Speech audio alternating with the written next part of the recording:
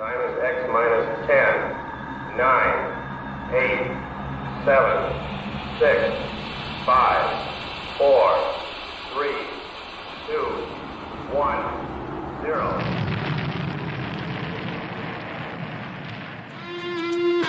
It's the Rocket Hour.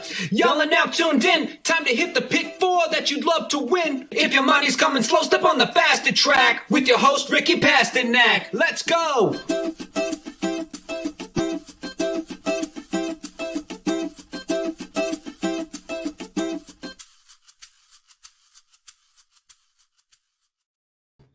Good morning, everyone, and welcome back to another episode of the Rocket Hour, episode 65. I don't know if there's any significance to that, but I think the 5s and 10s are important. Aaron, good morning to you. I was hoping you were going to have a name or a tag like I do, which I'll get to in a minute, but you're just simple Aaron today. How was your weekend? Not too much going on, so hopefully you and Heather got something productive done, got some work around the house done, because we're picking it up again this week. Yeah, it's a exciting week coming up, no doubt about it, because you've got racing on Monday as well with Memorial Day, and you've got great cards, already out for Memorial Day at Lone Star Park. I mean, my goodness, if you haven't seen that card yet, you might take a look. The Sexton Mile at Lone Star on Monday, crazy good. CZ Rocket stretches out to a mile. He's in that race. By My Standards is in that race. So, it's going to be a big-time weekend. Belmont already has their Saturday card out. It looks pretty good as well. You get the Penn Mile on Friday. So there's a lot going on this weekend. And Santa Anita has good racing on Monday as well. So it's going to be a busy one, no doubt.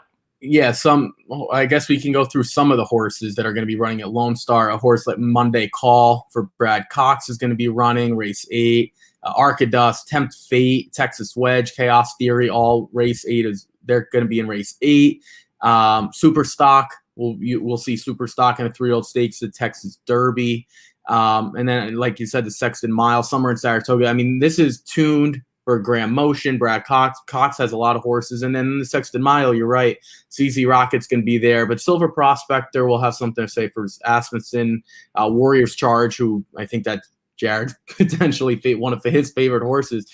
So yeah, there's just a lot going on. Of course, today we head to Delaware Park though, because it's going to be opening day there, and it's going to be opening day for us. We've never really done a Delaware Park before. I don't think we ever have. So it's going to be exciting as well. I want to get to my name really quick. I texted you Sunday night and I was like, oh, it's marathon day on Monday. For people who don't know, I walked a marathon last year, 26.2 miles.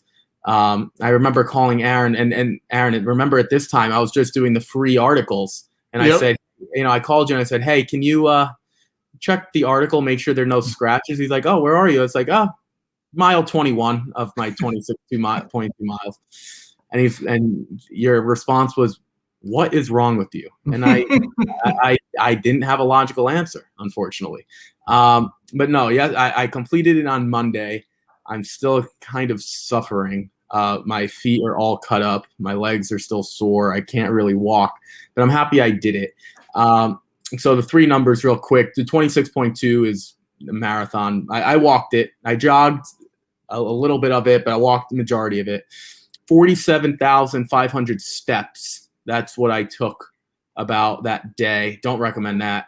And 3,400 calories burned. A lot of pasta was consumed after that to get carbs back in. But no, it was a lot of fun. It doesn't really start to hurt until mile 16 or 17. Then at that point, you kind of just got to push through it. But it was a lot of fun. I definitely think it's a challenge if anyone is interested in doing it. I think in a lot of ways it's tougher than jogging it full because you're taking more steps and it's wear and tear on your legs. I just can't run it or jog it, but it was definitely cool to do, and I definitely recommend it for anyone who wants to give it a shot. I did it in about 6 hours and 50 minutes or so, a little bit faster than last year. So that's where the numbers came from. I promise I will not be doing it again until next May. But no, so that was cool. Aaron, anything you did this weekend? Anything fun you want to dive into? Any sports? I know you and your family celebrated your dad's retirement, I believe. So if you want to share that with us, kind of what you guys did and what he's really retiring from and things like that. Yeah, I guess that would be the big thing we did. Yeah, Dad retired. Papa Dude, as you guys know him, retires from teaching. But I was telling some of his friends, I said, he's just beginning work, because we're going to put him to work on the website, especially on the sports side of things. So a couple of things to look forward to. A lot more articles going to come on the sports site. We're going to try to make the sports site like the horse racing site, where, it's not just random guys posting articles on the site, but actually racing dudes characters. So that'll be good. I think there's a podcast in the works as well for sports. So we got a lot coming on the horizon for that. But yeah, he's done teaching and done coaching. So I think he's happy about that. I think he's ready to get to the sports side of things. This is a guy that's ever since he was probably 5 years old, has been a huge sports guy, followed it, like I said, coaching for many, many years. So yeah, he's excited. I'm going to his house. We got him a new computer. I'm going to have it set up for him today, and he's going to be ready to roll. So, but yeah, that was definitely the highlight of the weekend. Yeah, of course, Aaron has someone retire in his family, and he puts him right back to work. But right. But no, it is cool that he's going to be part of the website. I honestly, genuinely have no idea what he's going to be doing outside of the articles that I've seen occasionally. So I'm looking forward to that as well. There's not a ton of sports content, so if we can get that rolling, I think that would be awesome. But we do have horse racing to get to. I want to touch on one article that Aaron put up, I believe maybe this morning or maybe it was late last night. I'm not sure, but I picked it up this morning. It's his rankings for his divisions that we kind of talked about last Wednesday, and then we'll get into Delaware Park. So I'm going to share this with you guys now. Basically, this is Aaron's divisional rankings as a 526, which is this morning.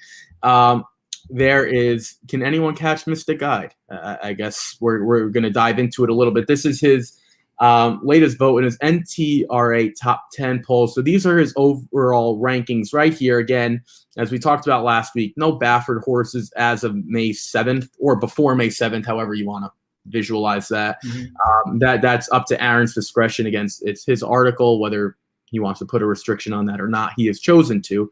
From May 7th on. Aaron, before we dive into the division, the biggest thing that caught my mind is we do have one turf horse, and that's Domestic Spending. And usually turf horses don't get pushed to the side because I love turf racing. Definitely not by me. Mm-hmm. But to kind of crack this top 10, you have to be something special. And Domestic Spending cracks the top 5, rounding out the top 5. What makes him? We don't have to go through everyone, but what makes him specifically so good that he's worthy of your top 5? And I think a lot of people's top 5. I don't think that's a reach at all. Well, he came off the bench and he faced the best turf horse going, Colonel Liam, and it was a dead heat, and he really should have won. Like, he had all kinds of problems, and to still caught, so to speak, Colonel Liam. Of course, they both get the win for that. And I just project that Domestic Spending is just going to get better and better from there. Where Colonel Liam, we pretty much know what he is, and it's very, very good. But I will be surprised if Colonel Liam can beat Domestic Spending, and we're probably going to find out. That rematch is most likely going to happen next week at Belmont Park. So I think Domestic Spending, honestly, he's the best turf horse I've seen in the United States, and if he can just kind of improve off of that effort, not only do I think he can get above Colonel Liam as far as the turf goes, I think he can get all the way and have a shot at number 1. So we'll see what happens. Bricks and Mortar was number 1 for Chad Brown not too long ago, just a couple of years ago. So Domestic Spending, I think, has got a big shot to have kind of a similar campaign. Yeah, I don't think he's ever going to be Bricks and Mortar, but that's lofty. I mean, if you get to Bricks and Mortar, you're number 1. I really don't care. I think this is a rivalry that I think would really elevate turf racing. The problem with turf racing, and I found this a lot of horses duck each other. A lot of horses, not the horses themselves, a lot of the connections duck each other and pick spots where they can gain wins and things like and money.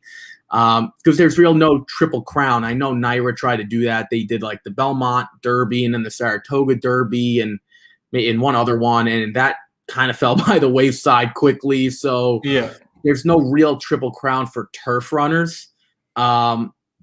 I mean, you could start with the Pegasus World Cup Turf in January, and you can go all the way through Saratoga into Belmont and through September and October to the Breeders' Cup. So it's really, really tough. What final question before we kind of dive into the actual division rankings? Why Colonel Liam at 3 and domestic spending at 5, as opposed to domestic spending at 5 and Colonel Liam at why not flip-flop them at this moment? I think you have to give Colonel Liam credit for winning 3 races. Well, really 4 now, if you count the one at Churchill. So I think that's what that comes down to. But, all it takes is a win, for domestic spending over Colonel Liam coming up at Belmont in a week, and then you can flip flop them. But I think, Colonel Liam, you could really make a case for number 1 or at least number 2, because he's just been so good. But, like you said, dirt racing, it definitely, it's for whatever reason, it's definitely more important, in the eyes of many. And that's why, the Pegasus World Cup, getting that win for Nick's Go, I just put him at number 2. I think it's just a little bit more prestigious. But, Nick's Go runs in the Met Mile, doesn't run well. He obviously will go down the list. But as of right now, I feel comfortable with him at number 2. Yeah, Dennis kind of points out Colonel Liam now, domestic spending for the future. Yeah, I mean, this could easily be switched at this time next month. Domestic spending could be at number 2 if the Met Mile doesn't go well for Nick's Go, K-Nick's Go, however you want to call it. Let's dive into the actual division. For the older males, Colonel Liam comes in at 3 there, domestic spending at 5. This is pretty similar to the top, so we'll kind of skip this because we talked about a lot of these horses. The older females, this is interesting though, Aaron, because I've been saying this, I said this last time, I'm kind of most excited for this older female group. I think you can make a legitimate case for, let's say, the top 4, because Kamari sprinting, you have to be special if you're just going to be sprinting, right? And she's good. I don't know if she's special, so I don't think she's ever going to crack the top 5. But if Swiss Skydiver, for example, just kicks around, a few races and she's dominant, which I think she can be, she might be in the top 5. So I guess the point I'm getting at, through the first 4, I guess you could throw in Kamari, but assuming she's only going to be sprinting, through the top 4, which one to use the most likely to ever crack your top 5 if you were going to project, which one would you think would have the best chance to do that?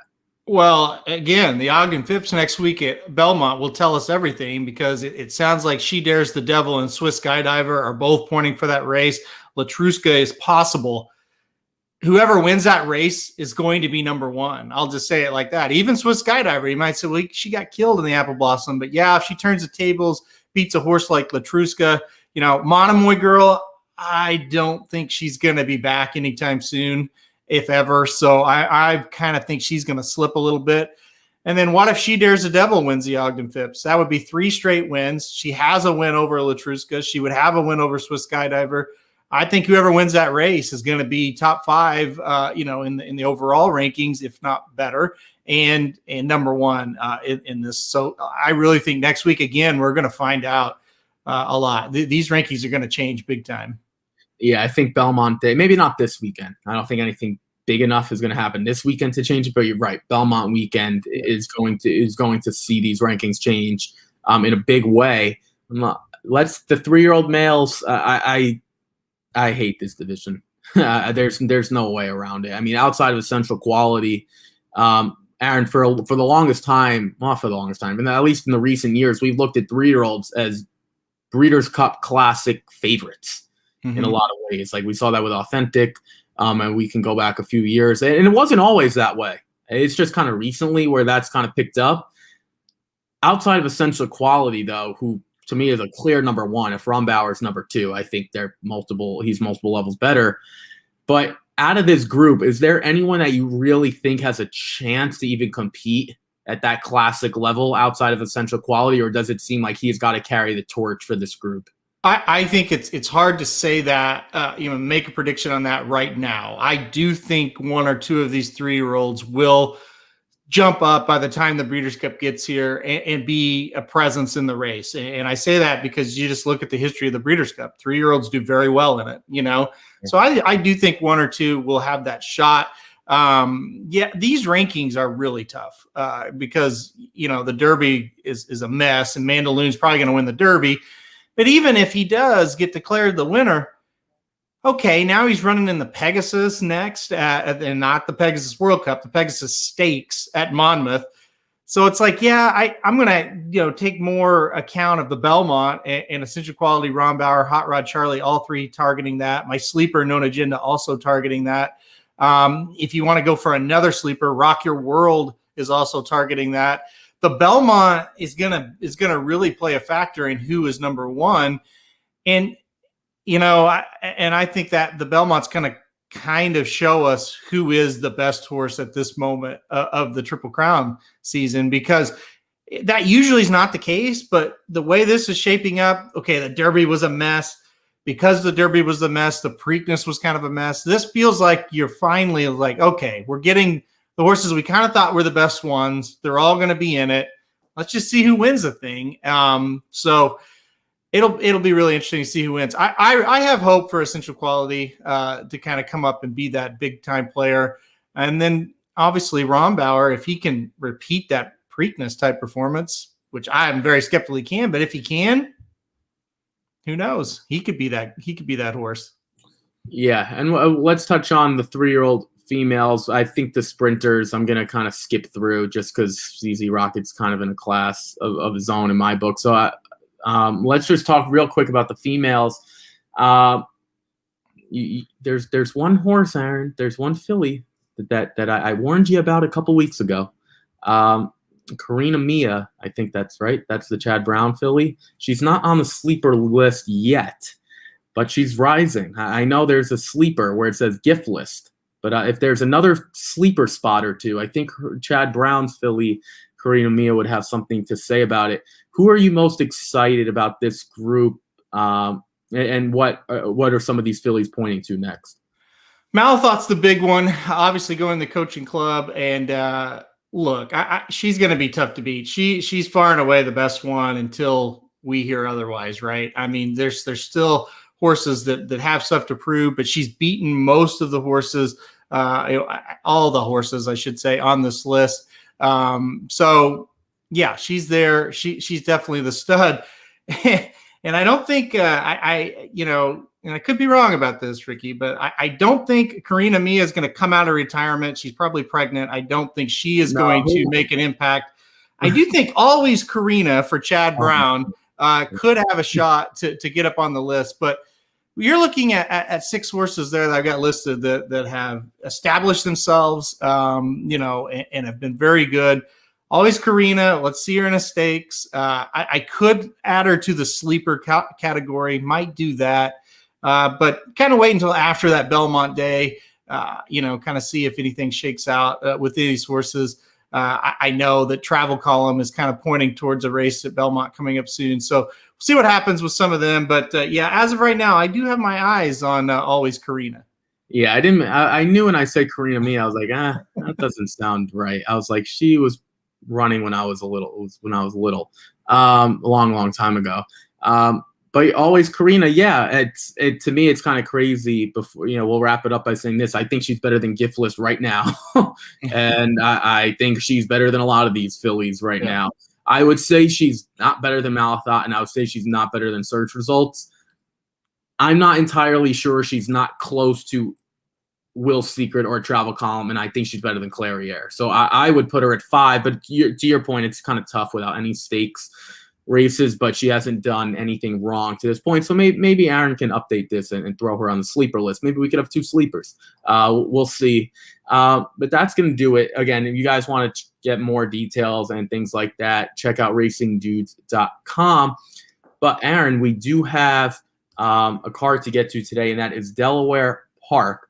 Now, you told me not to share this information, but I'm going to do it anyway.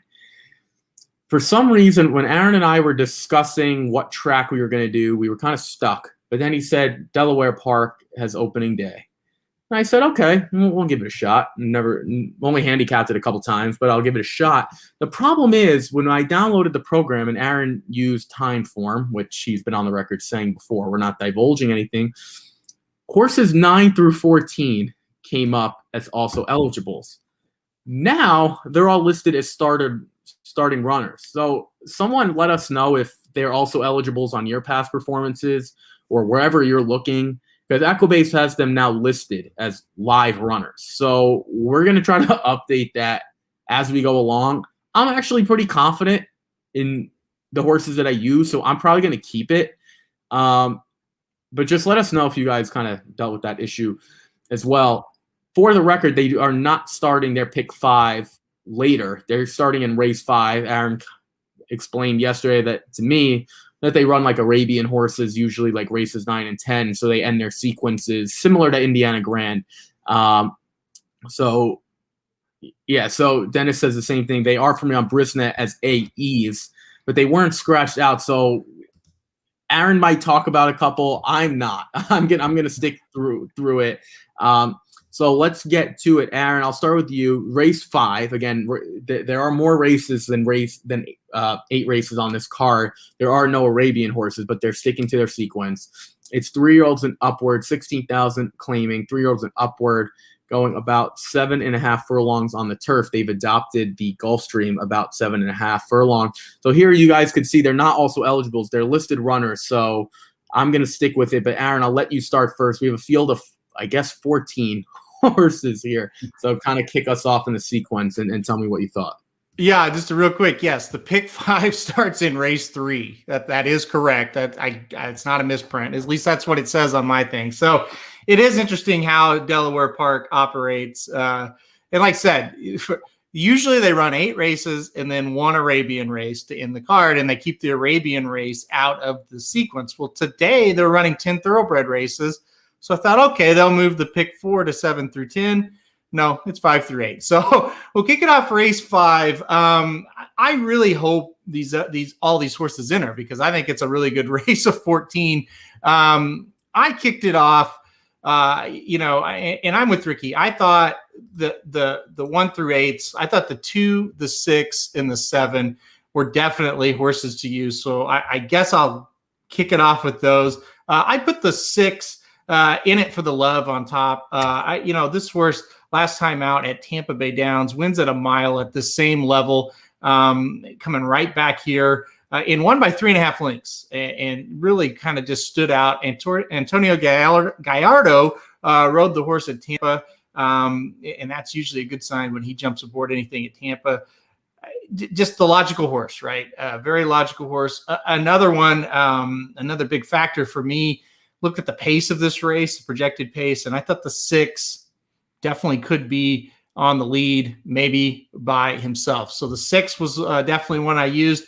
I'll let you I think you used the 2. I'll let you talk about the 2, and you used the 7 as well. So I'll let you talk about the 7. I will talk about the 14, CC Rider. And this is if this horse draws in or runs, whatever you want to say it. This horse hasn't ran in a long time, almost a year. So that's obviously a problem. But look where he's been running.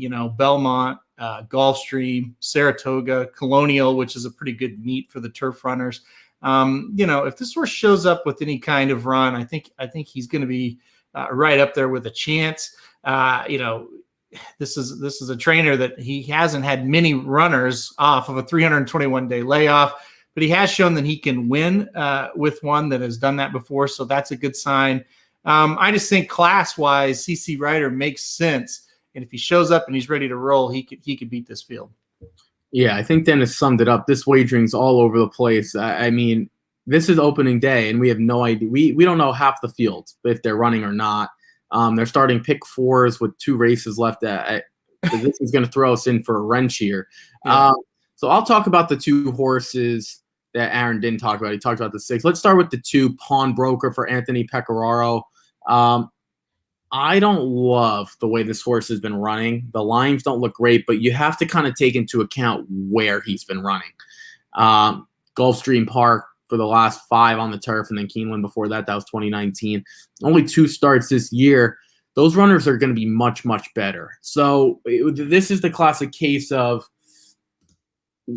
is he just not that good? Like, because at Gulfstream, I think the 12,500/10,000 condition is the lowest you could run on the turf. I don't think they have anything lower than that. But with that being said, those runners are probably better than these if you were to just take the same level.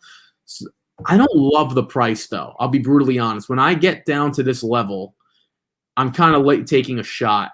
And I do think he's going to be tough having run at Gulfstream. I mean, this horse was running well for Mike Maker late in 2019, early 2020, and then just hasn't been the same. So maybe Maker knew something, maybe not. I'm not going to take a guess. But I do think this horse's best race is better than probably the rest of this group. But 2-1 is kind of short. I'm going to scroll down so you guys can see the rest of the entries because they're not listed as also eligibles here. So Aaron talked about the 14. Let's move to the 7, and this is Dennis's question. Thoughts on why the 7 hasn't been out for a bit of time? Okay, so Son of a Pony, I think, or Apony. I don't know. We'll go with a pony. For Kathal, Lynch, Michael Sanchez. This horse hasn't run since October 19th. Of 2019. Now that's going to scare me. The problem with not using this horse is he's kind of better than the rest of the field. I mean, before this race, before like handicapping this card, I had never heard of the Maryland Mile Starter Stakes, Maryland Turf, whatever that is. I had never heard of it. I'll be brutally honest. But I know it's a stakes race, even though it's restricted to Maryland bred. And he only finished second by a neck. That was him as a 3-year-old. I mean, Aaron, what kind of race does he need to run to beat this group? I don't know. Maybe his C+, B- race. Like, you know what? Like, I don't know if he's good anymore. And maybe this drop they're willing to give him away for 16,000 tells us that he's not good. But I don't know. I think 10-1 is a decent price. I have the 2, the 6, and the 7 in here. What did you think of the 7 horse? Because I guess you can go with some also eligibles like the 11 Golden Spear or your 14 CC Rider. But it's like, if we're kind of going off of what we know, I think the 2 and 6 are better. The 7 I kind of don't know, and I'm getting a better price. So that's kind of where I went. 2, 6, 7. I used the 7 as well. It is odd that the horse, I mean, we're talking almost 2 years now. I mean, it's pretty crazy. I'm with you. It's like, yeah, if this horse shows up and runs and he kind of races it all, got a great shot here. Why was this horse away? Had to have had issues, right? Because you don't just lay off a horse that's been running very well. The race before that, was an allowance, and the horse ran pretty well there. And then, like I said, the starter stakes, that's kind of a, the Maryland Millions type of day, is I'm guessing what that would have been. It was 2 years ago, so I don't really know exactly what they did that day, but that seems like where they would run that kind of race. So they might not know what they did that day either. Yeah, I listen. I 10-1, and I think Dennis, you just said it. The horse will not be 10-1. I'm not sure. I think it will kind of scare some people off. We may not get 10-1, but we'll get close, I think. I'd say between 7 or 8 and higher. Yeah, I mean, I think you'll get a decent price. Honestly, I'd rather take the 7 at 10-1 than the 2 at 2-1. And even though that I agree and I used the 2, I don't think this is a great horse by any means. It's just Gulfstream to Delaware is a big class drop. You can't underestimate that. So for me, you look at the 2, it's like, okay, been beaten 6, been beaten 9 in the last 2 races. And those are the 2 races since the claim. But the trainer is pretty solid here at Delaware Park. So, and the jockey as well. And the combination of the 2 hitting at 32% in the last year. So it has a lot of human connections in the class drop. But hey, if you're betting just straight, I might take the 7 over the 2 and just take a flyer. Yeah. Are there any other also eligibles that we didn't mention, or anyone else? For me, I'm sticking with it. There wasn't one also eligible that I really, really liked, so I'm not even considering them. Yeah, in this spot, the 14 was the only one. So my recommendation, if you get done with the show and they scratch, I would just leave the 14 off of my ticket and just go 2, 6, 7. So that's kind of my thoughts on it. Yeah, that's fair. Let's move. Dennis says thoughts on the 9, if also eligible. All right, so we'll talk about the 9, King Andres. Mm-hmm.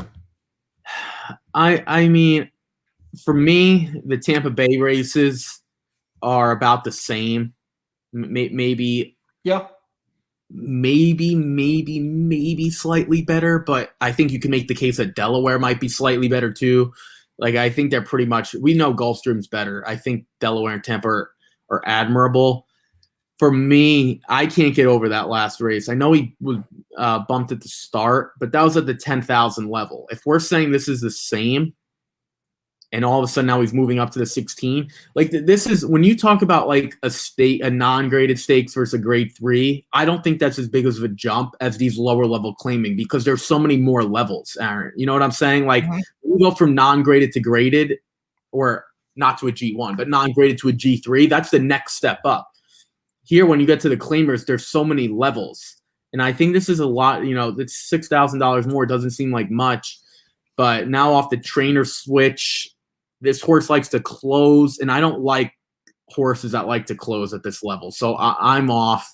I know the 7 at 10-1 closes, but I think that horse is just much better. The other 2 horses, the 2, I don't think will be as far back, and the 6 has speed. So that I'm not on the 9 at all. I couldn't get there. And yeah, just breaking news, they have scratched those also eligible horses. So they went from also eligible to eligible, and now also eligible and scratched out again. So there you go. So I did tell Aaron that the scratches were as of 9:15 this morning, and obviously posted at 1:15. So there was probably a strong chance that they were going to come out with second scratches. So in the next race, I guess I'll do this now.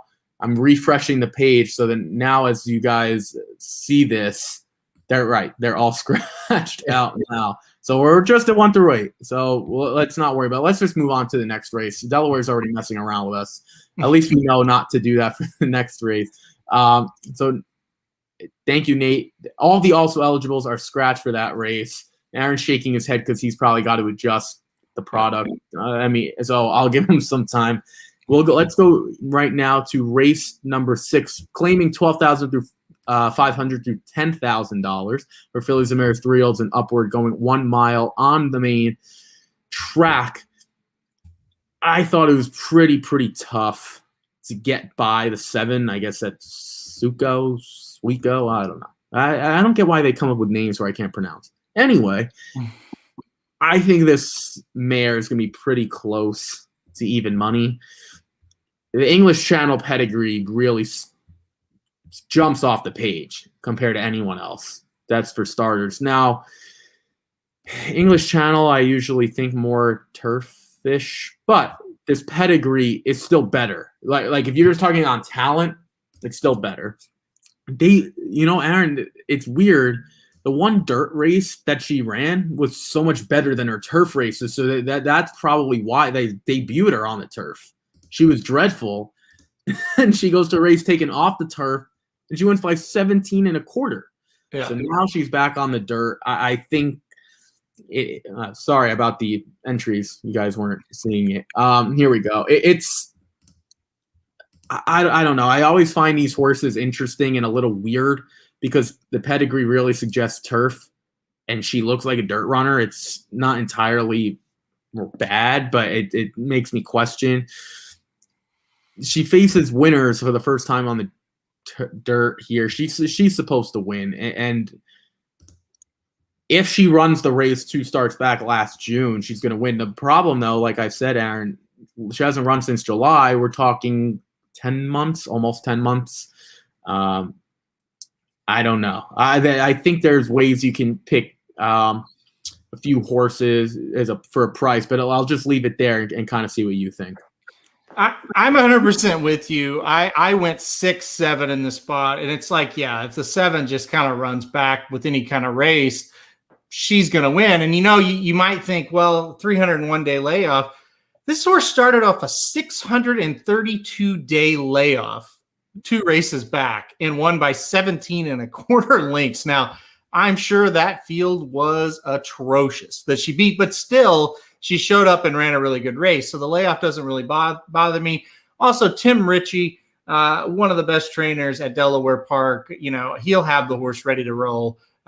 So I'm really not worried about the layoff. And this horse just simply looks better than the rest of this field. Should get a nice stocking trip and have a shot. I did throw in the 6 with the thought process of, okay, if the 7 doesn't show up at all, give me the 6 horse here. Last time out at the 8K level at Tampa, ran okay, got second, beaten 5 1/4. I think the horse moves forward off of that effort. I really, if the 7 doesn't win, I do think a price is going to come in. I thought this one made a lot of sense. So I did throw the 6 on the ticket as well, but really here it's all about the 7. And if she shows up with a normal race. Yeah. For me, I took a few prices. I'll start with the 3, Bella Serena. This has a look of a race, I should say, that none of these horses are ever going to be winners. Like outside of like this, you know what I'm saying? Like someone has to win here. Unfortunately, I wish they could all lose, but that's not the way racing works. Bella Serena was pretty good last time out. I think she is better going longer. I don't think she's a sprinter like the 5.5. I don't think she is good there. I think she needs to be going longer. Can she win 2 in a row? Probably not. But I think 8-1 is a fair price because I didn't like any of the other shorter prices. I think when you agree, the 7 is the best mare or filly in this race, the best runner in this race. So if I think she's much better than everyone else, I'm going to try to take prices, kind of like what you did with the 6 at 6-1. For me, I also used the 5 Rooney. Coming from Gulfstream, now getting back to the dirt. She only has 2 dirt starts. One of them was second place. I know that was a long time ago, but if you look at this horse's odds, 30-1, 108-1, 33 to, like, this horse wasn't supposed to be competitive in those, and she really wasn't. I'm willing to take a surface switch here. I'll let you talk about the 6 a little bit. For me, I just don't think she's going to be good enough going this distance. I think she's more of a sprinter type at this distance, just 1 third place finish. But again, I think this is kind of a wide open race because if Suko doesn't run well, I think any of the other 6 can win. So I'm not against the 6. I'm kind of against everyone in this field, to be honest. That's the thing.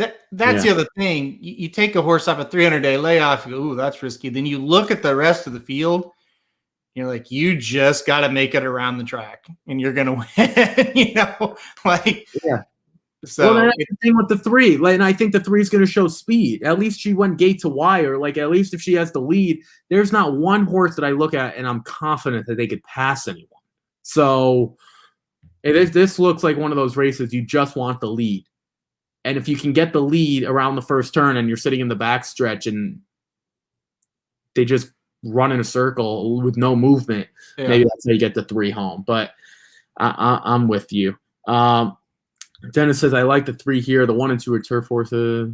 The 7 is a kind of a turf. Well, yeah, that's what we were saying about the 7. It's kind of tough to make that determination. Like on debut in 2018, so as a 2-year-old, it makes sense for her to be debuting on the turf. But then when they keep her on the dirt, this is where I have to push back. She might just be a dirt runner. For example, if you're 6'9", that doesn't make you a basketball player. Like maybe your parents were basketball players, but it's kind of the same thing. Maybe you're a better tennis player, golf player. I don't know. Pick another sport. For her, maybe she just is a dirt runner, even though the pedigree suggests turf. Like maybe she just likes it better. I mean, we obviously don't know, but that one dirt race would blow this field away. So I don't know. Sandman 9-14 a scratch. Yeah, we'll see that as well. And the 5 is also a turf horse. Okay, fair enough. But with the 2 dirt starts that the 5 has run, she's finished second once. If you take that second away and the other 2 starts, she's got 3 in the money finishes out of 22 starts on the turf. Is she a turf runner? I don't know. Like, I'm not going to say if you finish in the money 3 out of 22 times, you belong on the turf. Like, that's just me. And I'm trying to create some value here. I mean, can we say the 7 Aaron is a turf runner? In her 1 dirt start, she won by 17.25. So I'm not convinced that she's a turf runner moving forward. I'm just not, even though the pedigree suggests that. Sometimes it's just when you get down to these low levels, they aren't any kind of a runner. They just throw them out there and they hope they run well. Yeah, that's also possible. Like, we're talking 12,500 claimers. I mean, the 3 is a $10,000. You can get this horse for $10,000. If you want to label any of these horses as anything, go for it. But I'm not, and Aaron's not, because these horses are just lucky to run around the track and finish in the money. So we own 2 horses by Lemon Drop Kid, and neither one of them could run a step on the turf. When we got them, we were like, "Oh, we're gonna run a turf race." And he got beat by like 35 lengths. So at that low level, you just kind of, hey, throw them out there, get them a distance. That's the big thing. Get a distance that you think they'll like, and hopefully they can just outrun the other mules in the race. I'm with you. If you get a horse from Tattersall like Chad Brown does, that horse belongs on the turf. But that's not what we're talking about here. Like, or if you get a Cantheros, you want to definitely debut sprinting. But that's not what we have here. When you have these runners, I think closing the door on any situation is bad. Let's move on, though, to the 7th race. Aaron gets real maiden special weights here. Some quality trainers for fillies and mares, 3-year-olds and upward, again, about 7.5 furlongs. This is going to drive me nuts. We have a field of 8. Again, the 9 through 14 are out. So, Aaron, I'll let you start here. Grand Motion has a horse at 8-5. This horse is going to be probably tough to beat. Here's what's funny. I read this as the 5th race was off the turf at first, because I was just glancing. I thought, if they took the 5th race off the turf, that's it. I'm never going to watch Delaware again.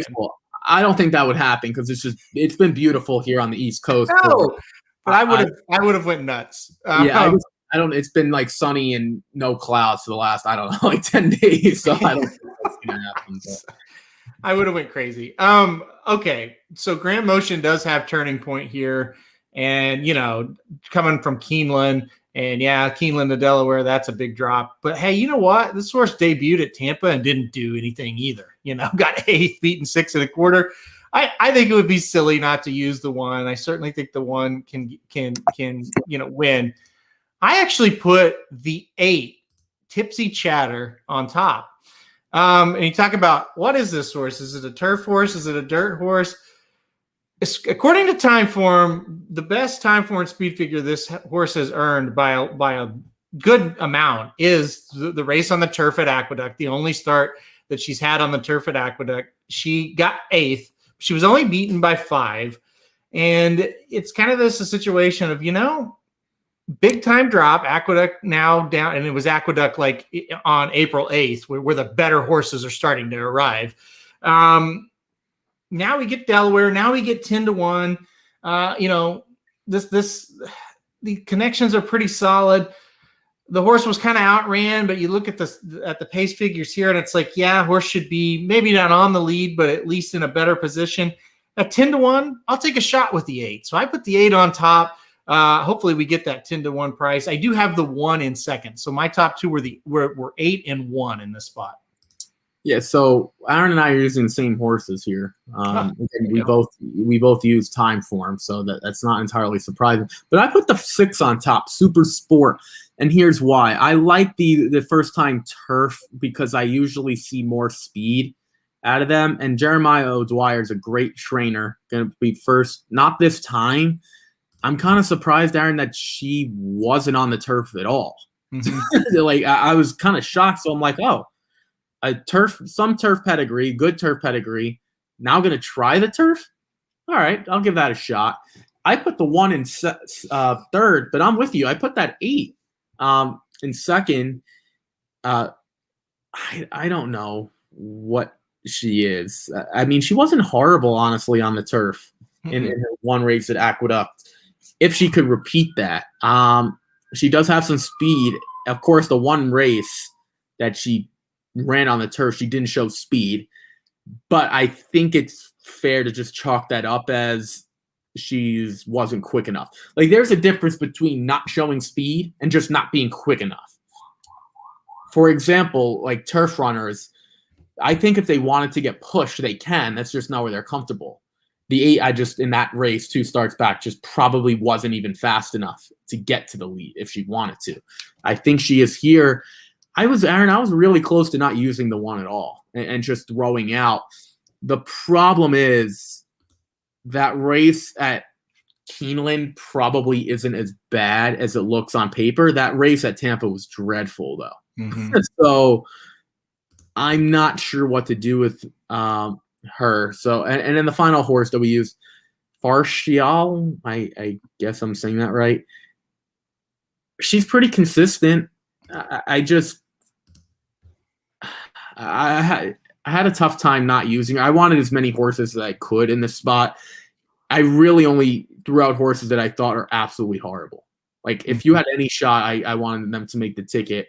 Kind of walk me through your reasoning for the 5 and 6, because that's who you also used. I was with you on the 6. I looked at the pedigree, I looked at the connections, and I thought, yeah, this horse probably needs to try the turf. And I think it's another race where if that horse can run at all on the turf, she's going to be pretty tough. Because, like I said, the 1 at 8-5 is just not an 8-5 that you really get excited about. So you do try to get, other horses. I think this one is definitely the logical alternative. The 5, gosh, for me, it was more of just, I don't like this horse, but even though like she was in a maiden claiming race last time out, this is drawn a field that might be worse than that. Like it doesn't look good. So, and this is second off the layoff.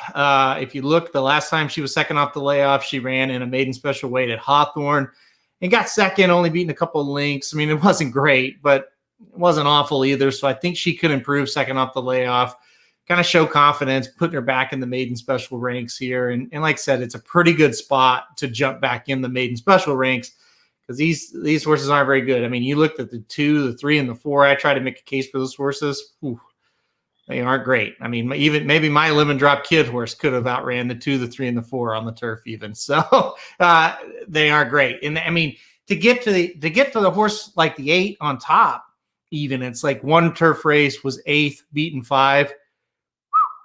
And you're putting that horse on top, that shows you that this field is pretty bad. Yeah. I did some quick math on the 4. The 4 has lost her races by an average of 23 1/4 lengths.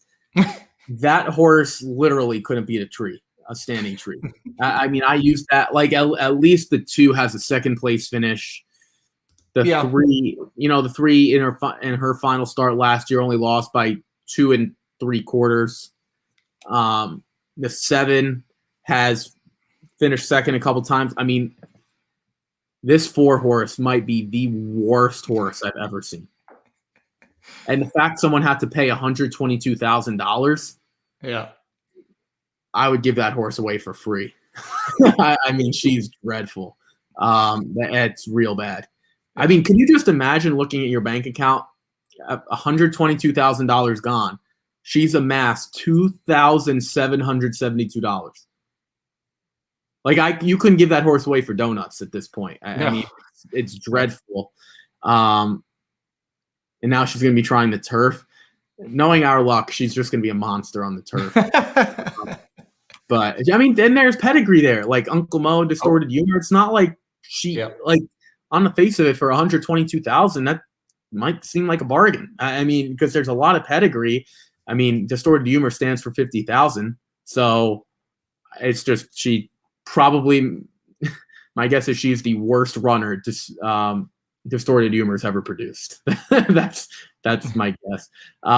Let's move on though to the final race, claiming $35,000 to $25,000 for 3-year-olds going a mile and 70 yards. Oh, I'm sorry. There were a couple questions, so I apologize. We'll stick with them here. I actually don't hate the 4 for underneath, decent breeding. 2 Turf Boy with her best Brisnet. And Aaron, do you want to touch on this comment? There's nothing I could say positive about this horse. I mean, I think you said the positive. The breeding suggests that the horse could run decent on the turf. So, if the horse kind of wakes up on the turf, maybe that'll work. I just don't think it's going to happen. As far as like time form is concerned, you talked about that synthetic race. Really didn't show like it was one of her worst figures as far as time form goes. So no, I can't make a case for the 4 there. Let's get to this other question, which is a good segue. If you had to single, what would it be? The 7 in race 6? No, actually, it would be the race that I'm about to talk about, and that's the 1 in race 8, Almaty. I think I said that right. I'm going to scroll down for you guys here. This horse, by the way, the 2 Inspector Frost is a real scratch. We actually know that horse is out.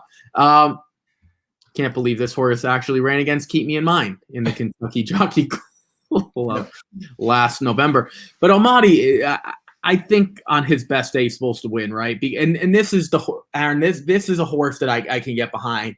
If you just look, debuts at maiden special weight, not great, but then comes back, waiver maiden claiming wins. Then 2 allowance optional claiming races, and he wasn't horrible in those. But then he drops down in for a tag and runs like he's supposed to.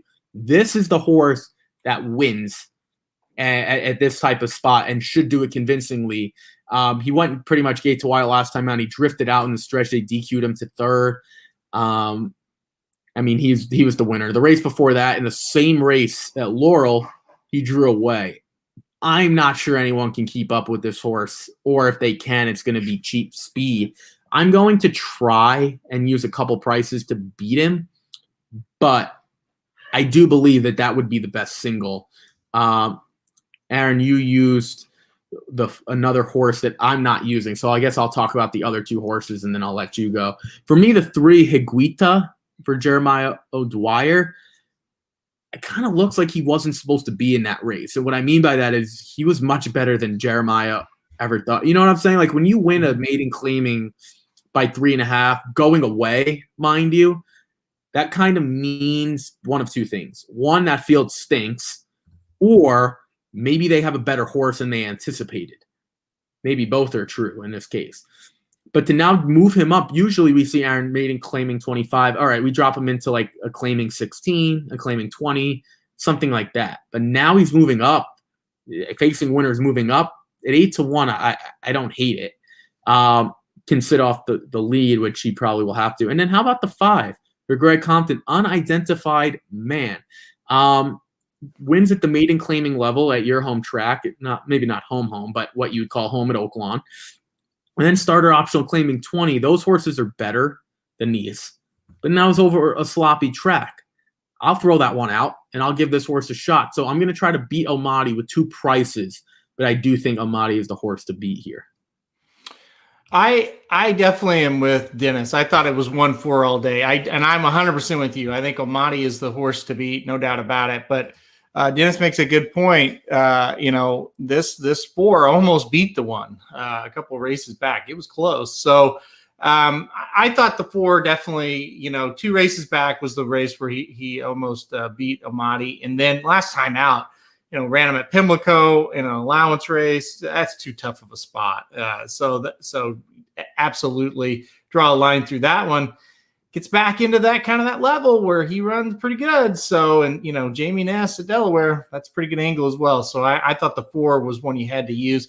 I'm kind of with you though, and to Sandman's question a little bit earlier, I do think the 1 is a horse that if you're looking for a single, he definitely makes sense. He should, from breaking from the rail, just get out in front and be really, really tough to catch. And here's a fun fact for you before I kick it back to you. Inspector Frost, who scratched out of the race, so we don't have to worry about him. This will show you how it can go the other direction very quickly.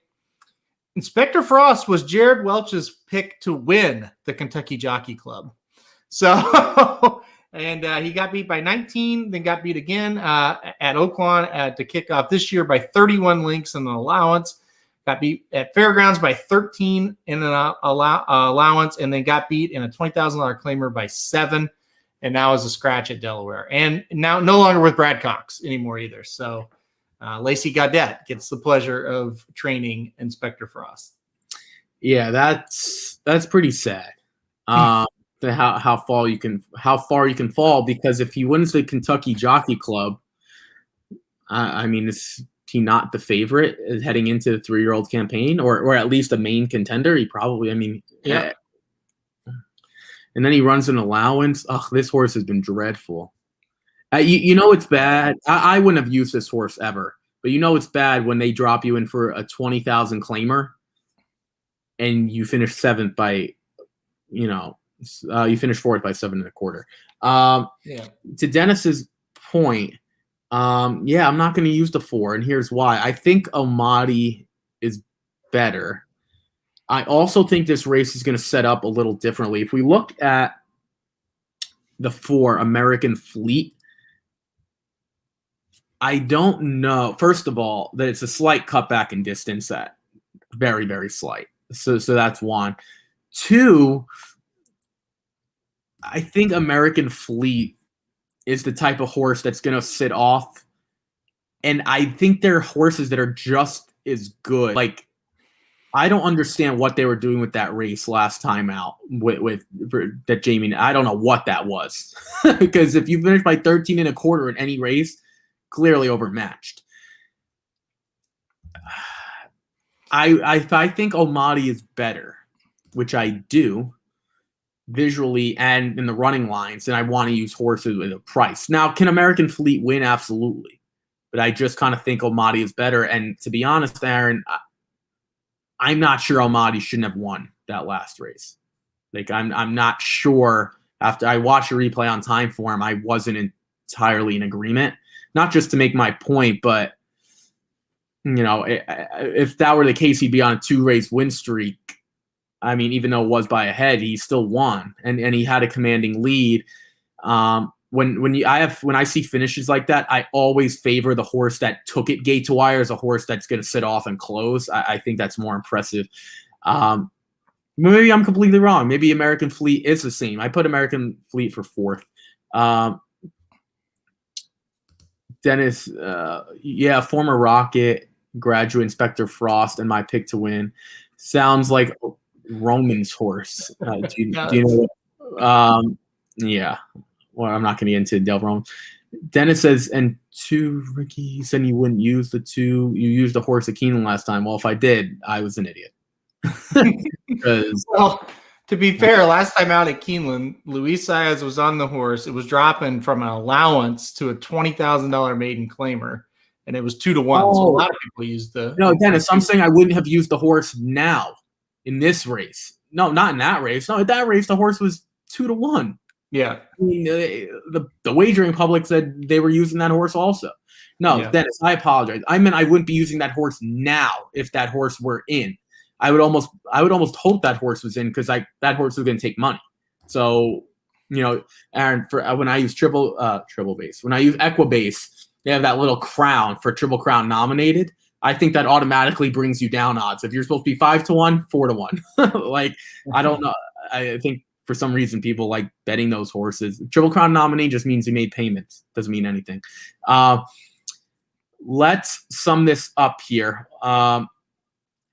We'll start at race 5, and I'll just kind of go through my ticket. I started with 2, 6, and 7 in race 5. Again, we're starting 5 through 8 here. Again, all those horses are out, but I think the big horse, Aaron, is the 7, Son of a Pony, or Apony, I'm not sure. Well, let's see what that horse is off the crazy layoff like that.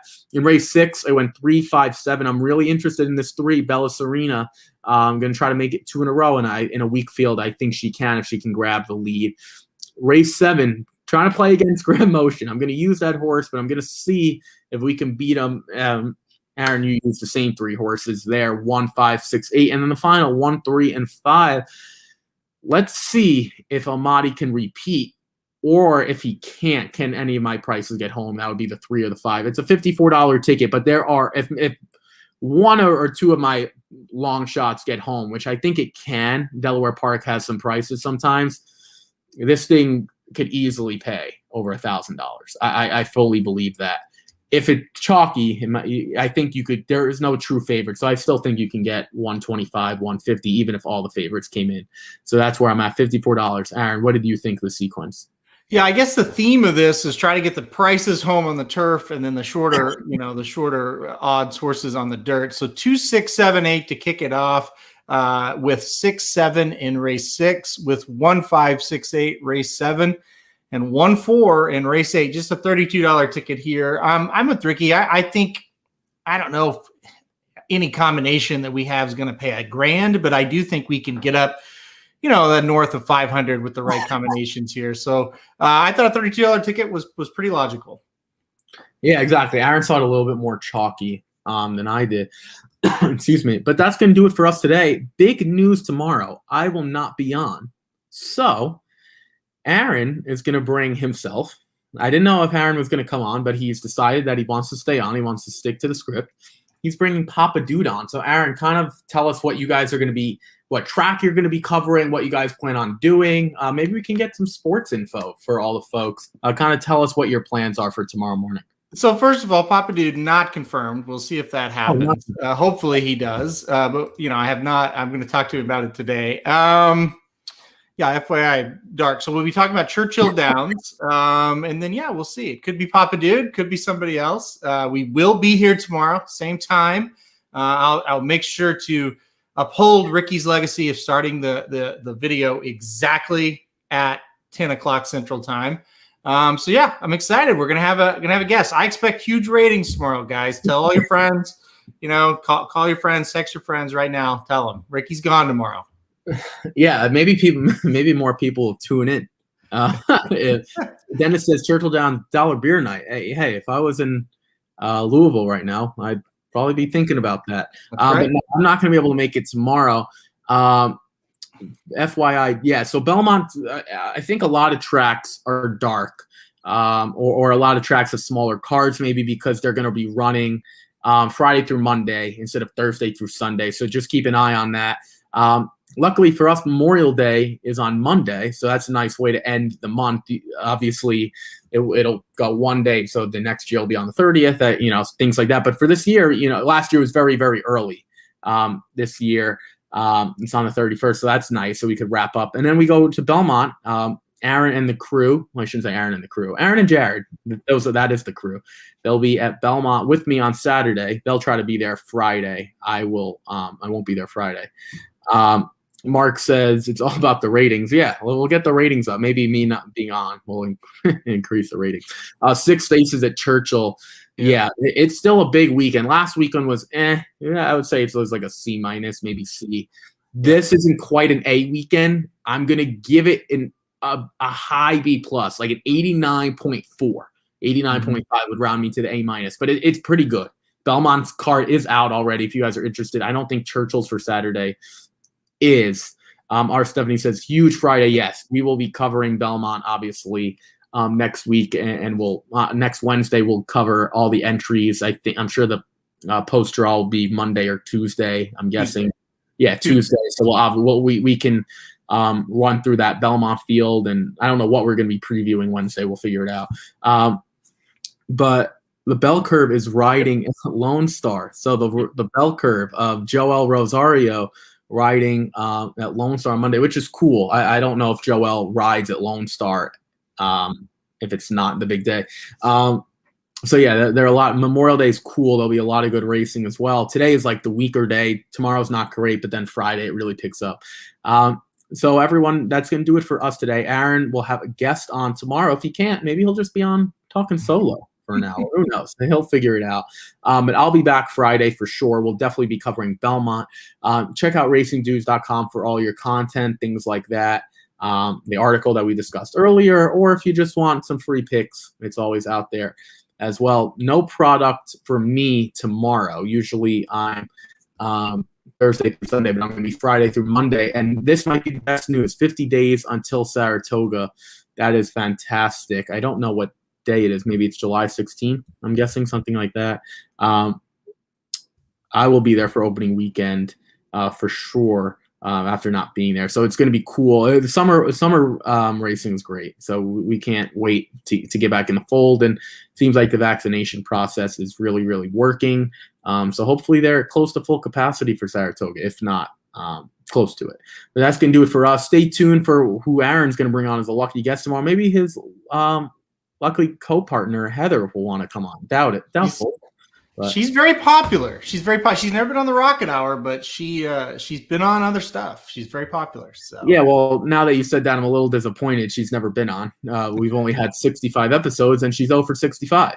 Maybe 1 for 66 would do well. But Aaron has the luxury of bringing on anyone or no one, because I will not be around tomorrow. What if I bring in Judy the Booty? How crazy would people get for that?